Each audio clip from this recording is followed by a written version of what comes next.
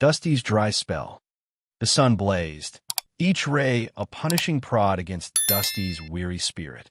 He narrowed his eyes, the parched landscape dissolving in a heat-induced mirage.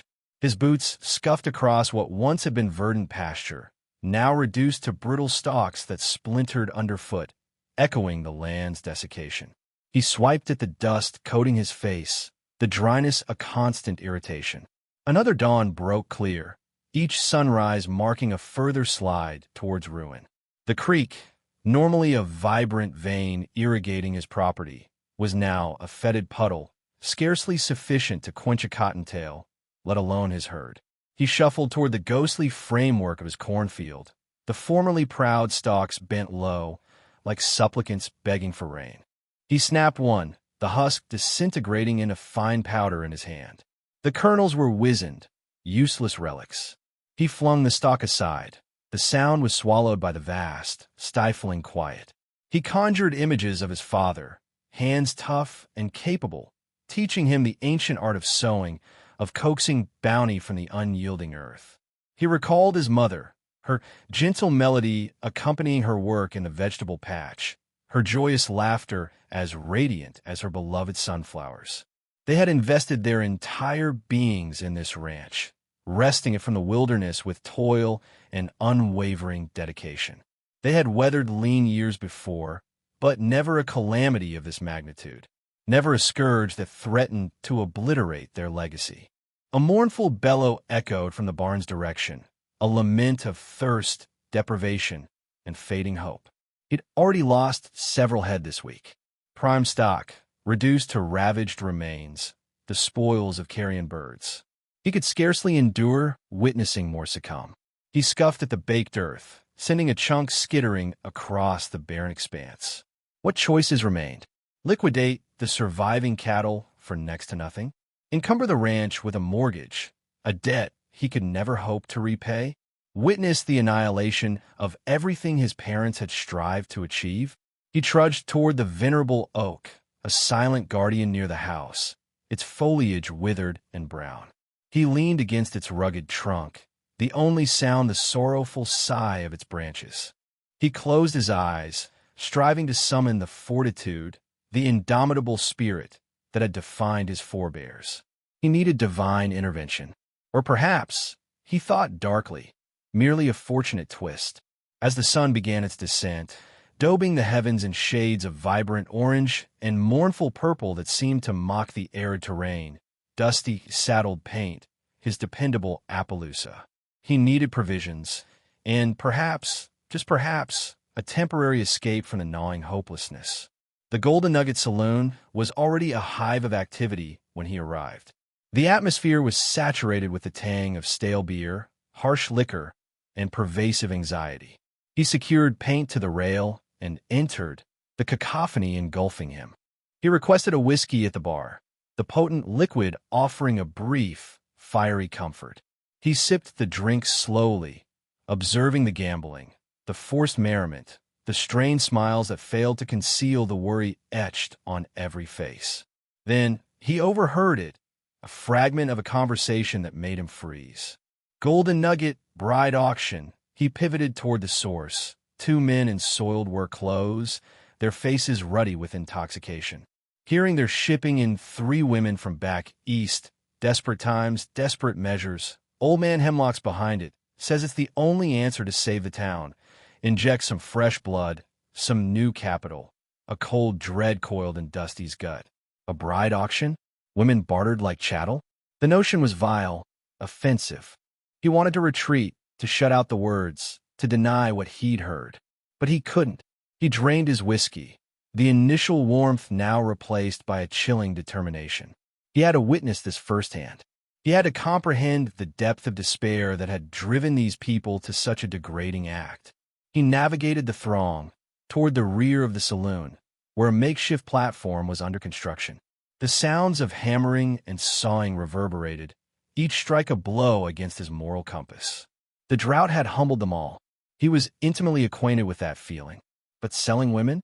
That constituted a new nadir. He didn't know what course of action he would take.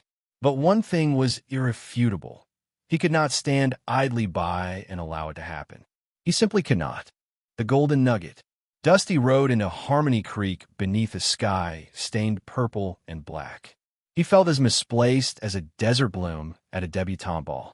The saddle's leather groaned a steady song, punctuated by his horse's measured cadence, the only solace in a town buzzing with unsettling energy.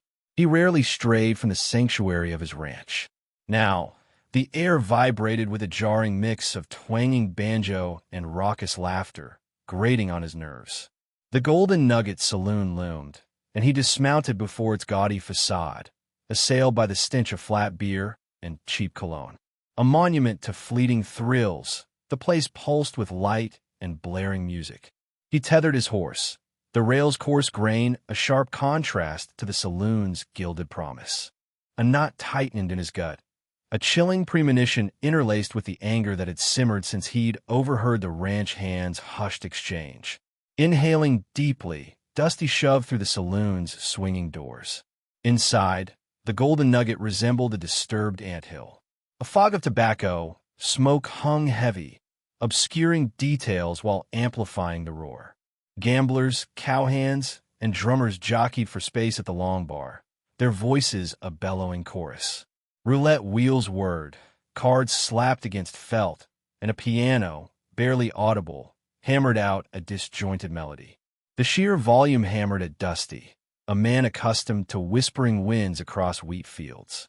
He paused, letting his vision adjust to the gloom, seeking a thread of sense in the mayhem. At the room's far end, bathed in the stark glare of gaslight, a raised platform draped in crimson velvet drew all eyes. Clearly the evening's centerpiece, judging by the salacious grins plastered on every face. Jostling through the throng, Dusty's boots suctioned slightly to the sticky floor. He ignored lewd remarks and sidelong glances, intent on reaching the platform. A growing disquiet prickled his skin, warning him he was wading into something treacherous. Finally, he reached the crowd's edge, his view partly obstructed by a stout miner sporting impressive whiskers. He strained to see. A man in a garish suit, hair plastered back with excessive pomade, bounded onto the platform. With a flourish, he silenced the room. His amplified voice boomed, "Gentlemen, gentlemen, welcome to the Golden Nugget's inaugural, and I assure you, hardly final, bride auction." A ripple of anticipation coursed through the crowd. Men hooped and catcalled, eyes gleaming with a potent blend of lust and avarice. A wave of sickness threatened to overwhelm Dusty. The entire spectacle felt contaminated, utterly, sickeningly wrong. The man gestured towards a curtained archway. "Tonight, we present a singular opportunity. 3 charming ladies fresh off the stage, ready to inject a touch of civilization into your solitary existence." The curtains swept aside, revealing a young woman standing rigidly under the harsh lights. Her simple dress looked worn, and her face was pale, almost translucent. Her eyes, wide with tangible fright, darted around the room like trapped birds. Dusty couldn't see much more. She stood too far, screened by the dense bodies. The auctioneer launched into his patter, extolling her virtues, whether real or fabricated, with a salesman's practiced ease. A sturdy frame, a tender touch, and a willingness to serve. "What my bid, gentlemen? What my bid?" The bidding commenced, tentative at first, gaining ferocious speed as the crowd surrendered to the frenzy. Dusty watched, fists clenched so tight his knuckles ached, his heart hammering against his ribs. A fierce anger flared, a profound urge to protect the woman on display. He didn't know her, but he instinctively knew she didn't deserve this. None of them did. He tried to speak, to condemn the scene, but words stalled in his throat. He was paralyzed, trapped between his ingrained sense of order and a desperate need to act, to shatter the charade.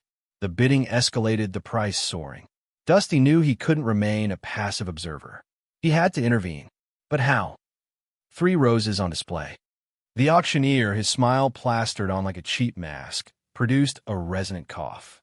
"Gentlemen, the evening commences with a delicate bloom. A lily freshly plucked. Miss Lily's songbird. She was nudged forward, her footing uncertain as she reached the platform's edge. Gaslight painted her face a ghostly white, accentuated by ebony hair strained into a tight knot.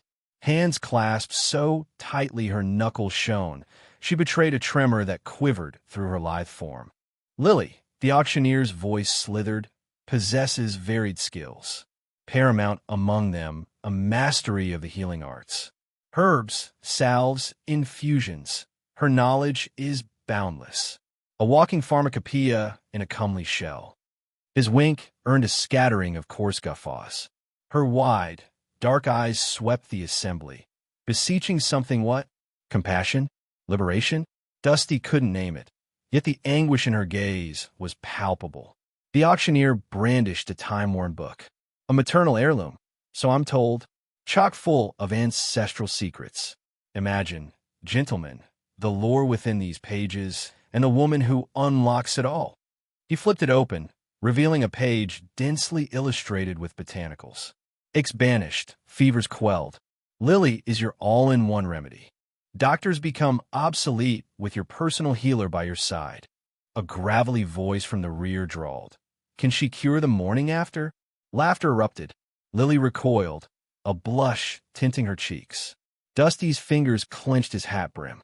He yearned to silence the bore, to shelter her from the vulgarity, yet remained paralyzed, caught between fury and indecision. The auctioneer, a born performer, seized the opportunity. Indeed, a potent herbal concoction, guaranteed to soothe the most rebellious skull. Now, who starts the bidding for this fair and gifted Lily? A solitary dollar? Do I have a dollar? The bids trickled in, hesitant at first, then swelling as the men, emboldened by liquor and lasciviousness, began to vie for her. Dusty watched, gut twisting, as Lily was reduced to mere merchandise, her value assessed in coins and bills. Next, the auctioneer declared, after a crestfallen Lily was escorted away, a rose with thorns, they say, presenting Miss Rose Thistlewick. Rose advanced onto the platform with a defiance absent in Lily. Head erect, shoulders square, she towered over the other woman. Her build was strong, athletic, crowned by a riot of auburn hair that flowed down her back.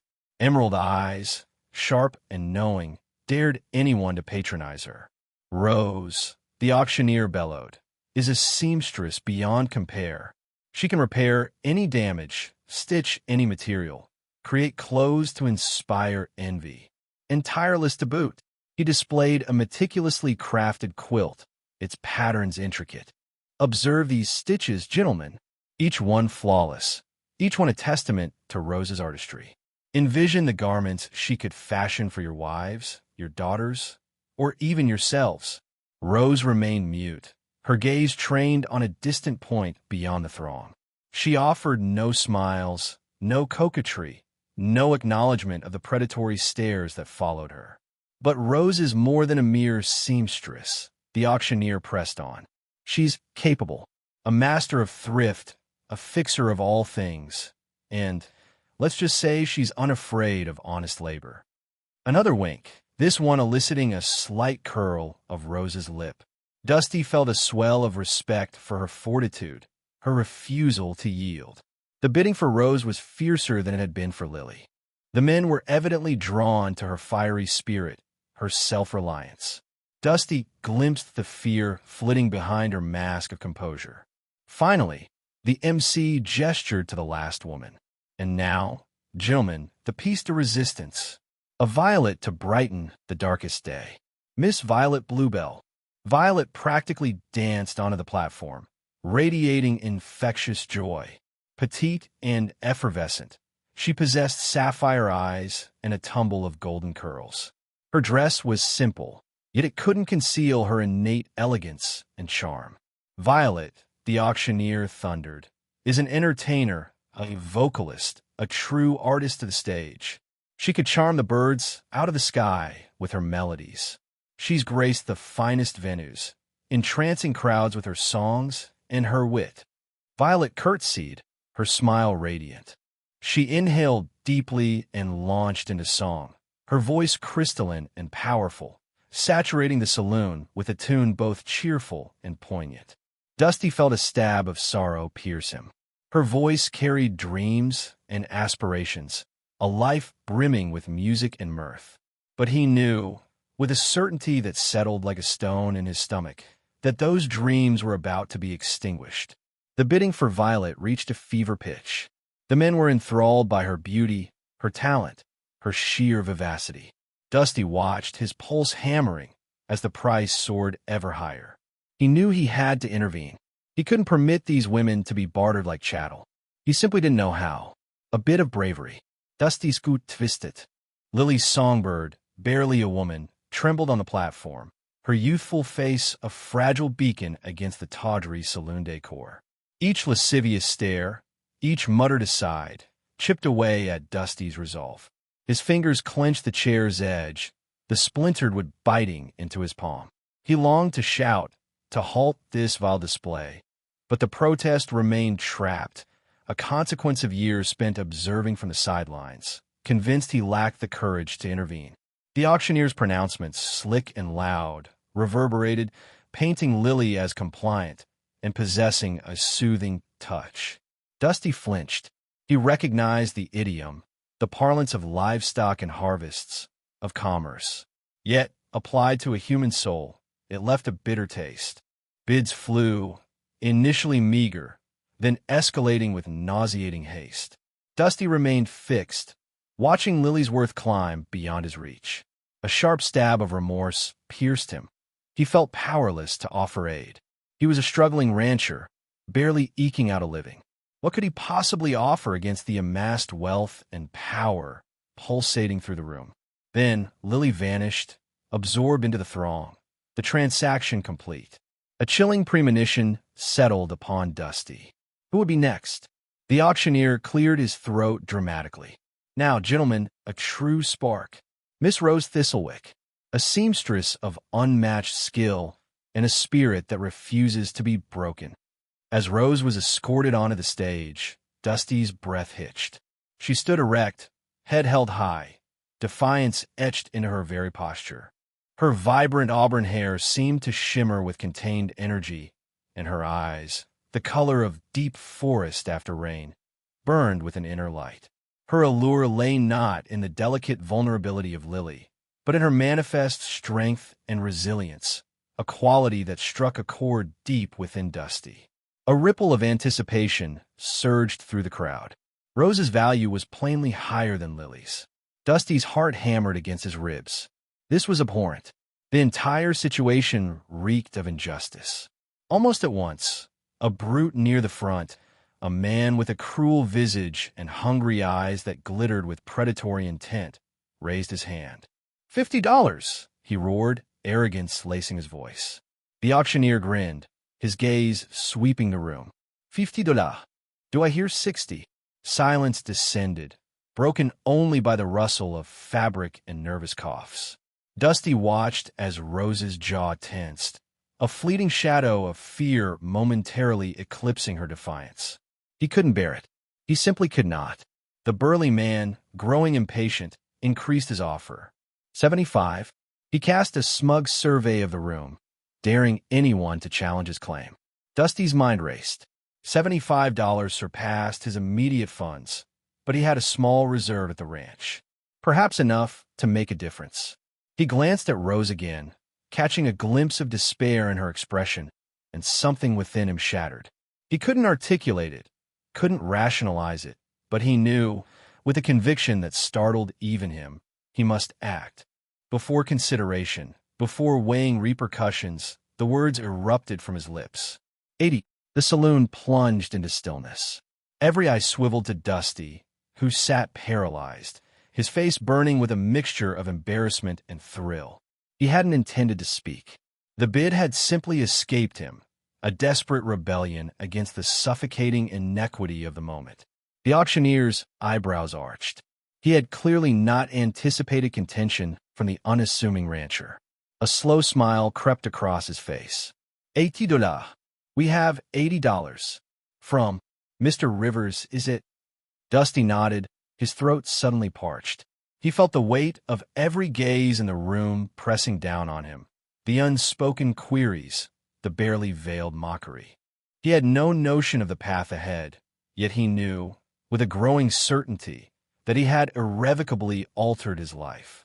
Rose met his gaze, her expression inscrutable. Was it gratitude? Disbelief? Something else? Dusty couldn't decipher it. All he comprehended was that he had committed, and there was no retreating now. Saving Violet, saving all. The auctioneer, a burly figure with a voice like grinding stones, brought his gavel down with a resounding crack. Gone. To Dusty Rivers for $80. Seems we have a buyer with particular taste. Rose, still on display, regarded Dusty with an inscrutable expression. He simply nodded, the gravity of his impulsive act settling heavily. Never had he parted with so much coin so quickly. $80 could secure a fine milk cow or feed his herd for half a year. Now it purchased a future. A man whose waxed mustache and contemptuous sneer promised trouble elbowed his way forward. I was bidding on that one. She's got fire. I'll give you 90, plainsman. Dusty stood firm. The sale is final. 90 changes nothing. The man's face flushed crimson. Looking for a fight? Are you farmhand? Dusty met his hostile gaze unflinchingly. Just ensuring a deal fairly struck stays that way. He hadn't anticipated such boldness within himself, but the feeling was surprisingly agreeable. The man spat tobacco juice onto the dusty floorboards and stalked off, grumbling. Recovering his professional demeanor, the auctioneer adjusted his tie. Next, gentlemen, we have Violet Bluebell, a beacon of cheer and musical grace. A young woman with luminous eyes and hair like sun-ripened grain was ushered onto the platform, clutching a fiddle as if it were a lifeline. Even from across the smoky room, Dusty discerned the fragile tremor in her forced smile. Violet here is a gifted musician, a delight to have about, the auctioneer proclaimed, his tone slick with practiced flattery. She'll fill any home with melody and joy. Dusty observed as Violet's gaze nervously scanned the crowd, briefly locking with his. He witnessed a fleeting spark of expectation, quickly suppressed. It was the look of someone accustomed to disappointment. The bidding began tepidly, a paltry few dollars traded back and forth. Dusty's scoot tightened. He couldn't bear the thought of her ending up with just anyone. He imagined the solace music could provide, the vibrancy radiating from this woman, and the prospect of that being extinguished by a callous hand was unbearable. $10, someone called. 15, came the response. Dusty hesitated. He'd stretched his finances thin enough with Rose, let alone another. Yet, he couldn't look away. He simply couldn't. $20, Dusty announced, his voice surprisingly resonant. A ripple of whispers spread through the assembled men. They knew of Rose's purchase. Was he a fool? The mustachioed man, still simmering from his earlier setback, gave a harsh laugh. Looks like the rancher's gone soft. I bid 30. Dusty swallowed, his throat suddenly dry. This was a gamble. He had to intervene. $40. The auctioneer's eyes widened in surprised glee. He hadn't anticipated such a contest. $40. Do I hear 45? The mustachioed man scowled, a visible struggle playing out across his features.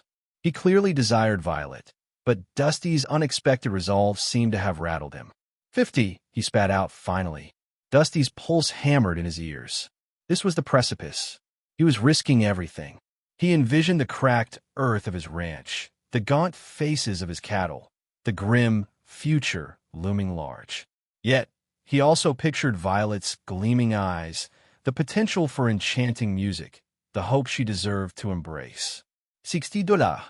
Dusty roared, his voice echoing in the sudden stillness. The room became hushed, all eyes drawn to him. Even Rose, standing silently on the platform, seemed to hold her breath. The man with the mustache hesitated, his face a mask of frustrated fury.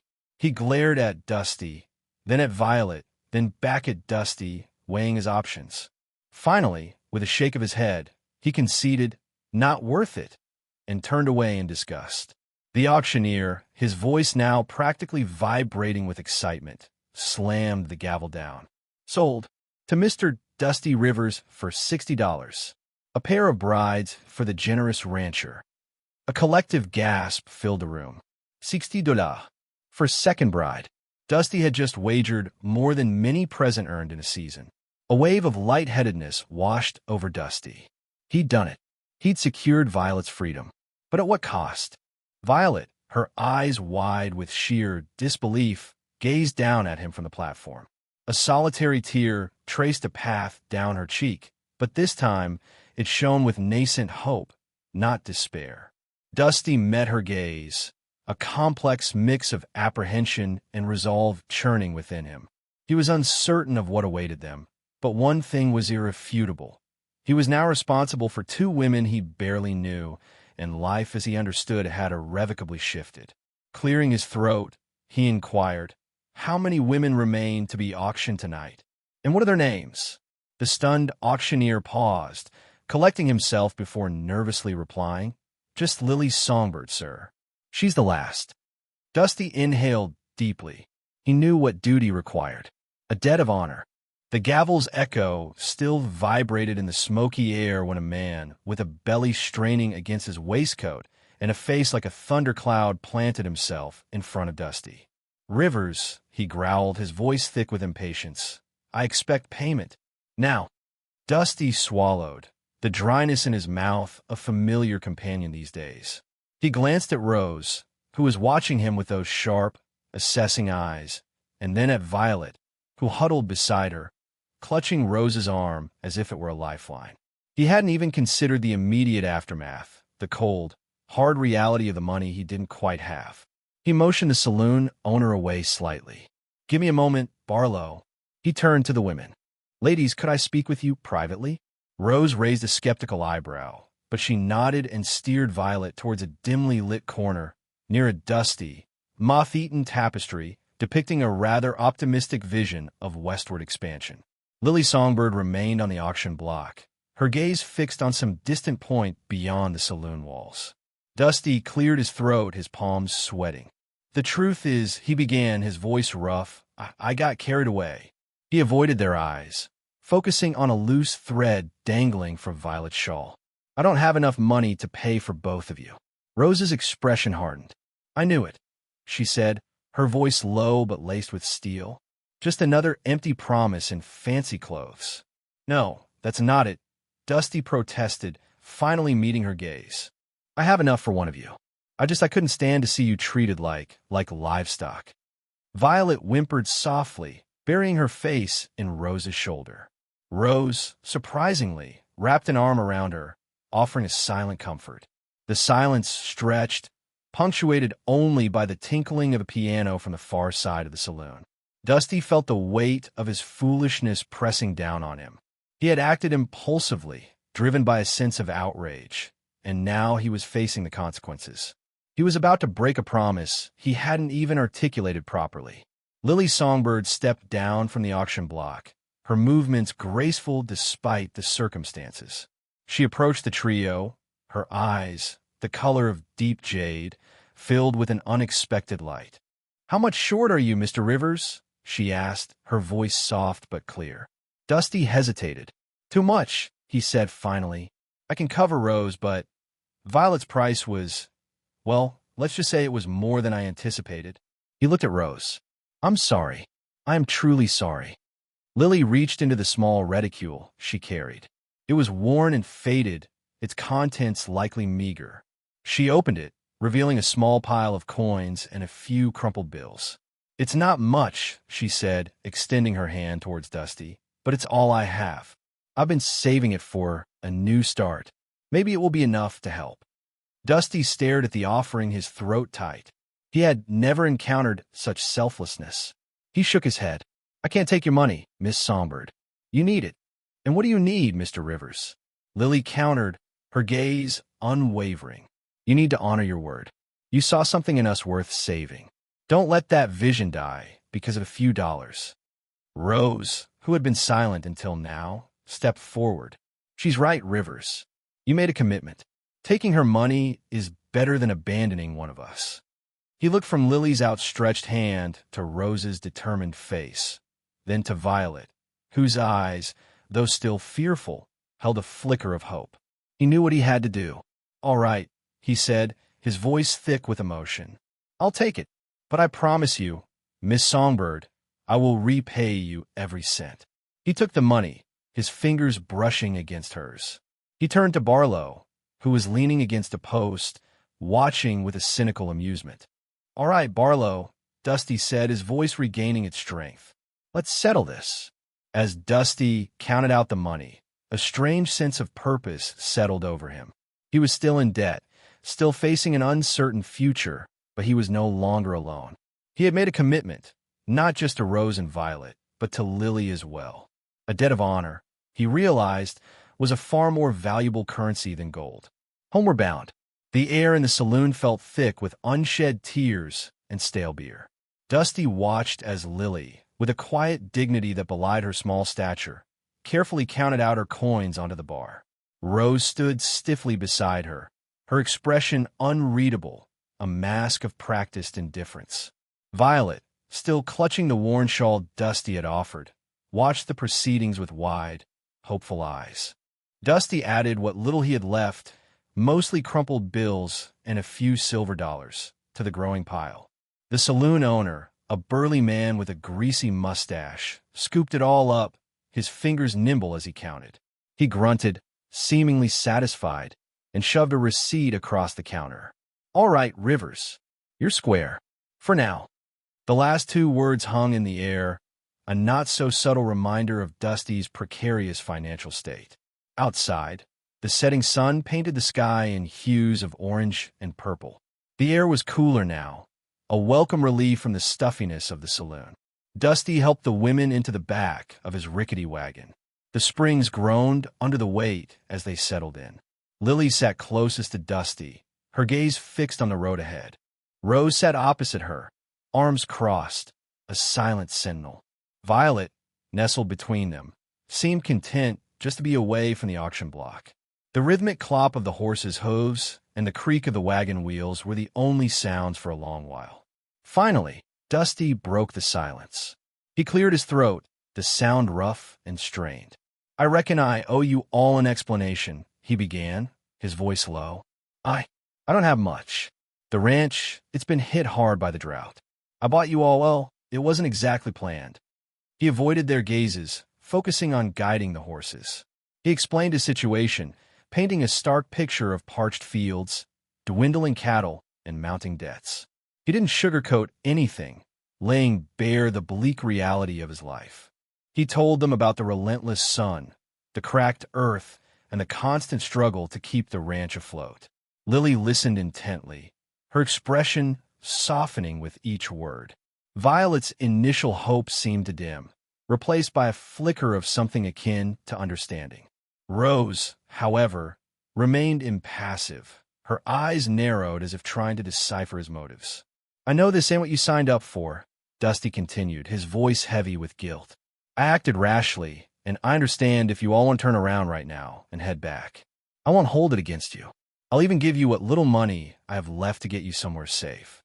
He pulled the wagon to a halt, the horses sighing in relief. He turned to face them, his gaze earnest. "The choice is yours. Stay and face the hardships with me, or leave and find a better life somewhere else. I won't blame you either way." The silence that followed was deafening. The only sound was the chirping of crickets in the nearby fields. Dusty held his breath, bracing himself for their decision. He wasn't sure what he wanted them to say. Part of him longed for them to stay, for the companionship and the hope they represented. But another part of him knew that he couldn't offer them the life they deserved. Lily was the first to speak. Her voice was soft but firm. "Dusty," she said, "you did a good thing today. You showed us kindness when no one else would. I'm not afraid of hard work, and I believe we can face whatever comes our way, together." Violet nodded in agreement, her eyes shining with newfound determination. I want to stay too," she stammered. "I don't have anywhere else to go." Rose remained silent, her gaze fixed on the distant horizon. Dusty's heart sank. He had expected her to be the first to leave. He could practically see the defiance simmering beneath her controlled exterior. Finally, she spoke, her voice low and husky. "I'm a seamstress, Rivers. I can make clothes, mend them, even design them if I have the materials. A ranch needs clothes, doesn't it? I'll stay. But don't think for a minute this means I'm grateful." Dusty let out a breath he didn't realize he'd been holding. He nodded slowly, a flicker of hope igniting within him. "All right then," he said, a small smile tugging at the corner of his lips. "Let's go home." He flicked the reins, and the wagon lurched forward, carrying them toward an uncertain future and a struggling ranch that now held more promise than he ever thought possible. The setting sun cast long shadows before them, stretching across the parched land, painting their path with both darkness and light. New beginnings. The dust swirled around their ankles as they stood outside the dilapidated ranch house, the setting sun painting the dry landscape in hues of orange and purple.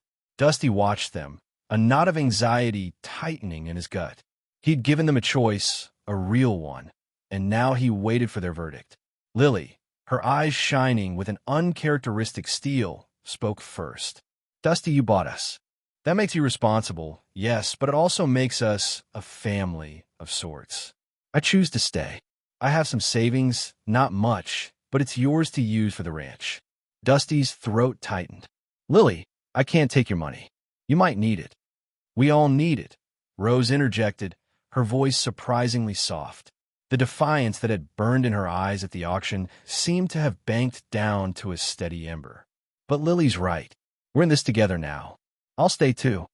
Violet, who had been silent, her gaze fixed on the horizon, finally turned, a tentative smile gracing her lips. "I'll stay as well. Maybe this place can become something beautiful." Dusty felt a weight lift from his shoulders, replaced by a sense of profound responsibility. "All right then," he said, his voice thick with emotion. "Let's get to work." The following days were a blur of activity. Lily, with her gentle hands and quiet knowledge, set about tending to the animals. The horses, gaunt and listless, seemed to respond to her touch. She brewed herbal concoctions, her small savings supplemented by foraging in the nearby hills, and soon the animals were showing signs of renewed health. She discovered a patch of wild chamomile near the creek and began making a soothing tea that she insisted Dusty drink every evening. "For your nerves," she'd say, her smile knowing. Rose, true to her word, transformed a corner of the ranch house into a makeshift sewing room.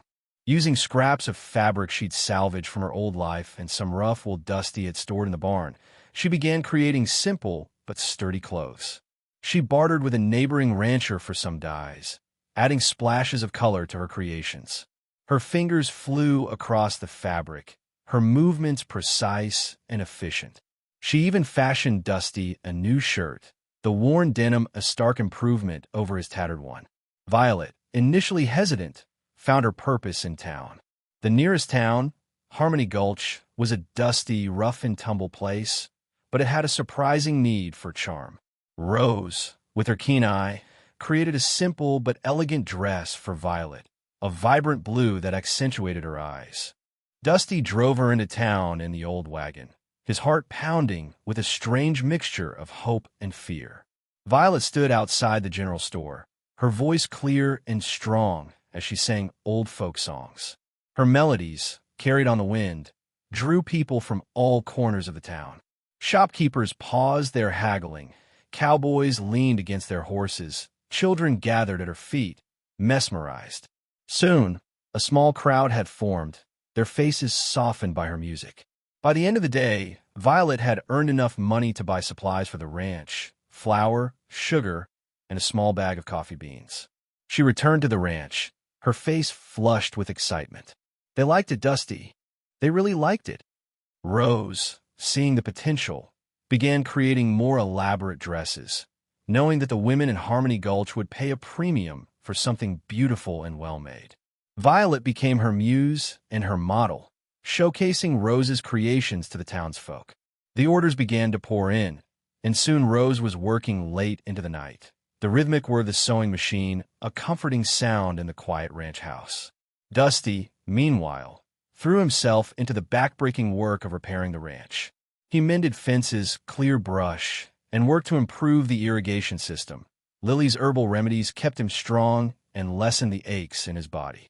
He even managed to coax a small vegetable garden back to life, supplementing their meager meals. He found himself stealing glances at the women, a sense of wonder filling him. He'd bought them out of desperation, but they were building something real, something lasting. They were creating a haven, a place of beauty and hope in the heart of a desolate land. One evening, as they sat on the porch, watching the sunset, Dusty cleared his throat. "I don't know how to thank you all," he said, his voice rough with emotion. Rose smiled, a genuine, warm smile that reached her eyes. "You don't have to, Dusty," she said. "We're all in this together, remember?" Lily nodded, her eyes shining in the fading light. "We're a family now," she said softly. Violet leaned against Dusty's shoulder, her touch light but reassuring. "In families," she whispered, "take care of each other." Dusty looked at them, his heart swelling with a feeling he hadn't felt in a long time. Hope. The ranch was still struggling, the future uncertain, but with these three women by his side, he knew they could face anything. They were building new beginnings, not just for themselves, but for the ranch, for Harmony Gulch, for everyone who dared to dream of a better life. The sun dipped below the horizon, casting long shadows across the land, but in the little ranch house, a new light was beginning to dawn. Rivers of fortune. The air vibrated with a mingled sense of blooming flora and upturned soil, a world away from the bleakness that had once suffocated Rivers Ranch. Seasons had conspired to paint the land in strokes of emerald and sun-kissed yellow. The rebuilt barn stood resolute, its aged beams reinforced, now echoing with the soothing chorus of thriving livestock. A golden expanse of wheat danced in the wind, a promise of abundance. Dusty Rivers, his face a roadmap of sun and struggle, leaned against the newly sound porch of the house, a contentment he'd once deemed unattainable, now radiating from within. Peals of childish glee spilled from the open windows, an everyday symphony that had become the very pulse of his existence. He cast his mind back to the saloon, the crushing weight of debt a palpable burden. That bride auction, a tawdry spectacle, a desperate gamble by lonely men chasing fading dreams. He hadn't sought a wife, least of all three that day. Driven by a volatile mix of compassion and a wild impulse to act against the ever-present sense of futility, he'd stumbled inside. Lily was his first sight, her quiet grace a steady flame in the dim, smoky atmosphere. Then Rose, her bearing proud, a glint of defiance in her gaze that sparked his interest. And finally, Violet, her vulnerability an open book, like a delicate creature caught in gilded threads. He hadn't grasped what propelled him to raise his hand, to bid for their liberation. All he knew was he couldn't stand idly by and watch them endure such humiliation. Lily had promptly offered her meager savings, a hard-earned cash just enough to purchase a few cattle. "It isn't much, Dusty," she'd said, her voice a blend of gentleness and strength, "but it's all I have. We're in this together." That simple, selfless gesture had been the first chink in the armor of despair he wore. Rose, initially guarded and reserved, revealed a spirit of pure grit and ingenuity. Her deft fingers and discerning eye transformed cast-off scraps into beautiful, functional clothing. Starting by mending for the ranch hands, she soon progressed to crafting quilts and blankets bartered at the local market. Rose's artistry swiftly gained acclaim, her reputation as a gifted seamstress spreading throughout the county. Violet, possessing a voice blessed with the timbre of an angel, resurrected the music on the ranch, a gift that soon extended to the town. Her songs, woven with threads of both sorrow and upliftment, deeply touched the community. She began serenading at the local church, then at town gatherings, her voice a balm for troubled spirits. She even started teaching music to the children, filling their young lives with artistry. He remembered the relentless labor, The communal meals, the hushed conversations beneath the canopy of stars. Slowly, painstakingly, they had resurrected the ranch, stone by deliberate stone. It had been reborn from a symbol of defeat to a beacon of possibility, a testament to resilience and the sustaining power of community.